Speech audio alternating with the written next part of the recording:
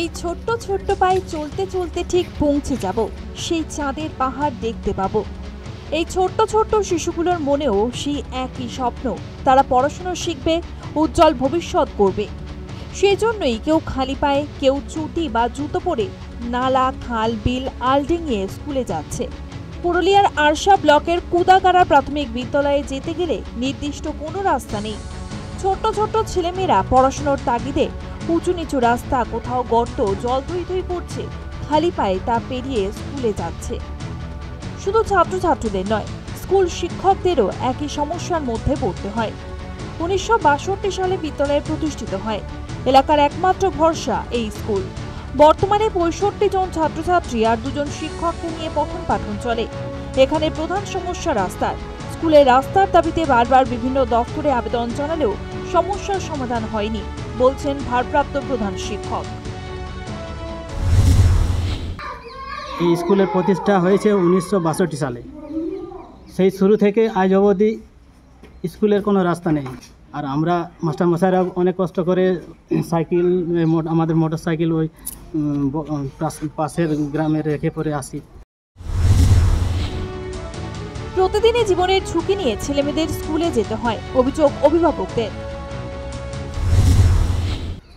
রাস্তাঘাট নেই, কিছু নেই, ছেলে স্কুল যেতে পারে না, বৃষ্টি আসলে রাস্তার সমস্যা। এইটা দীর্ঘদিন চলে এসছে, আজ তো রাস্তার কোনো খোঁজ খবর হয়নি। যেমন চলছে।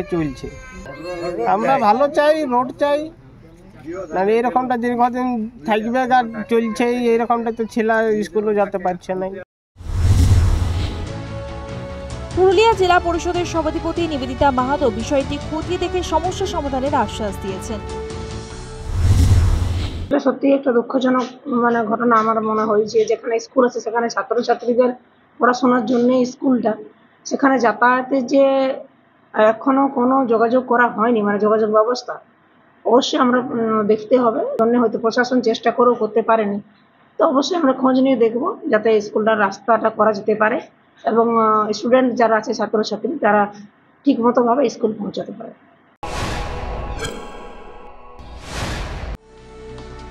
একই ছবি ধরা পড়েছে জলপাইগুড়ির বালাপাড়ায়। জলপাইগুড়ি সদর ব্লকের বালাপাড়া বিবেকানন্দ পল্লীর ধর্মদেব হাই স্কুল ও তিস্তাচর এসপি প্রাথমিক বিদ্যালয়ের একমাত্র মাঠ বর্ষে হাঁটু সমান জলে ডুবে থাকায় পড়ুয়া ও শিক্ষকদের যাতায়াতে নিত্যদিন চরম দুর্ভোগ চলছে। বুধবার সকালে ক্ষুব্ধ অভিভাবকরা স্কুলের ফটকে তালা ঝুলিয়ে দেন। তারা স্পষ্ট জানিয়েছেন, রাস্তা না হলে তালা খোলা হবে না। এদিন ঘটনাস্থলে এসে স্থানীয় এক তৃণমূল নেতা তালা খোলার চেষ্টা করলে আন্দোলনরত মহিলা অভিভাবকদের সঙ্গে ধস্তাধস্তি হয়। এখন ওরা গেট খুলবে, গেট খুলতে দেয়নি দেখে সবাইকে মারতেছে।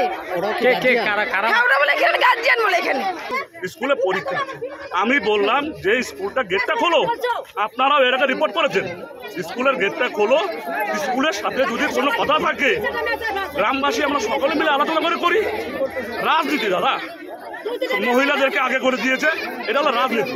আমি কারো পক্ষে বা বিপক্ষে কোনো কথা না, আমার মেয়ে কেন স্কুলে যাবে না। জীবনের শুরুতে চরম প্রতিবন্ধকতার মুখে এই শিশুরা। এত প্রতিবন্ধকতায় ব্যাহত শিক্ষায় শিশুদের কাছে যদি শিক্ষার আলো পৌঁছে না দেওয়া যায়, তাহলে প্রশ্ন ওঠে সেই জাতির ভবিষ্যৎ নেই। পুরুলিয়া এবং জলপাইগুড়ি দুই জেলা প্রশ্নই তুলে দিচ্ছে। News time.